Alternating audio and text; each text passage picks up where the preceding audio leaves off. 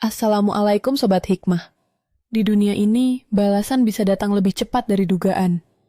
Inilah kisah nyata yang menyentuh hati dan menggugah iman.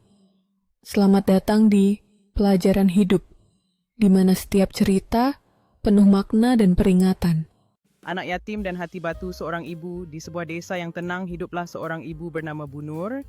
Hartanya melimpah, rumah megah, perhiasan bertumpuk, tapi hatinya keras sekeras batu. Ida tak peduli pada orang lain, apalagi pada seorang anak yatim piatu bernama Raffi. Raffi baru berusia 10 tahun. Kedua orang tuanya meninggal dalam kecelakaan tragis. Ia hidup sendirian mengemis belas kasih dari rumah ke rumah. Saat sampai di depan rumah Bu Nur, ia hanya meminta nasi sisa. Tapi alih-alih diberi makan tubuh kecilnya malah disiram air comberan.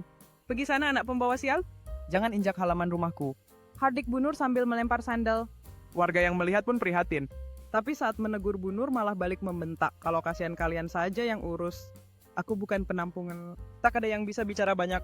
Hati Bu Nur memang tak bisa disentuh, tapi ia lupa doa anak yatim bisa mengguncang langit. Hari-hari berlalu, Raffi semakin lemah. Perutnya sering kosong, tubuhnya makin kurus. Hingga suatu pagi ia ditemukan tak bernyawa di mushola kecil tempatnya biasa tidur. Warga menangis, tapi tak semua orang ikut berduka. Bu Nur ia tetap tak peduli. Namun sejak malam itu, rumah megahnya berubah jadi mimpi buruk. Lampu sering mati sendiri, perabotan bergerak, dan terdengar suara tangis anak kecil tiap malam. "Kenapa ibu tegak?" Suara itu terus menghantui. Bu Nur menjerit ketakutan tiap malam tidur ditemani ketakutan. Ia mengaku melihat sosok Raffi berdiri di pojok kamar. Tubuhnya kurus, matanya kosong menatap. Tak ada yang percaya, tapi aroma kematian mulai terasa. Setiap malam ketakutan menghantui Bu Nur, matanya tak bisa terpejam. Rasa bersalah mulai merayapi pikirannya, dan ia tidak bisa mengusir suara-suara itu. Dalam kegelapan, ia membayangkan senyum Raffi yang dulu ceria, kini tergantikan oleh tatapan kosong yang terus mengikutinya.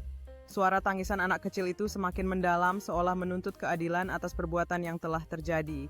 Hari demi hari, rumahnya semakin terasa asing, seperti ditinggali oleh hantu masa lalu. Setiap sudut menyimpan kenangan pahit menghimpit jiwanya dalam kesunyian. Perubahan itu tak hanya fisik, jiwa Bu Nur pun semakin pudar seiring waktu.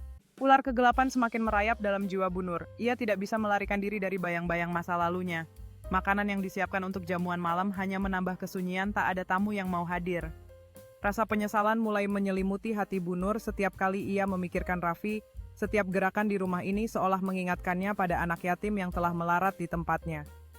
Dalam keraguannya, suara Raffi perlahan menjadi lebih jelas. "Ibu, kenapa ibu tidak membantu?" Keterasingan itu semakin menyakitkan, dan tak lama kemudian kesepian menjadi teman sejatinya di dalam rumah megah yang kini terasa seperti penjara. Air mata jatuh di pipi Bu Nur mengingat semua kesempatan yang terlewatkan. Cermin yang retak memantulkan wajahnya yang hancur, simbol dari kehampaan hidupnya. Dalam sekejap ia kembali ke saat-saat ketika ia menolak Raffi, saat-saat di mana kebahagiaannya lebih penting daripada kehidupan anak itu. Angin kencang mulai bertiup, membawa aroma hujan yang mendekat, menambah suasana mencekam di sekitarnya. Di luar taman yang dahulu indah kini menjadi liar, mencerminkan kekacauan dalam jiwa Bu Nur. Ketika petir menyambar dan menghancurkan kesunyian malam, ia merasakan bahwa azab yang ia takuti tak terhindarkan. Hatinya bergetar mengingat bahwa setiap tindakan memiliki konsekuensi, dan sekarang ketentuan itu tiba di ambang pintu. Setiap perbuatan akan kembali kepada pelakunya. Jangan tunggu sampai semuanya terlambat. Ambil pelajaran, ambil hikmah, dan mari jadi manusia yang lebih baik. Sampai jumpa di kisah berikutnya, hanya di Pelajaran Hidup.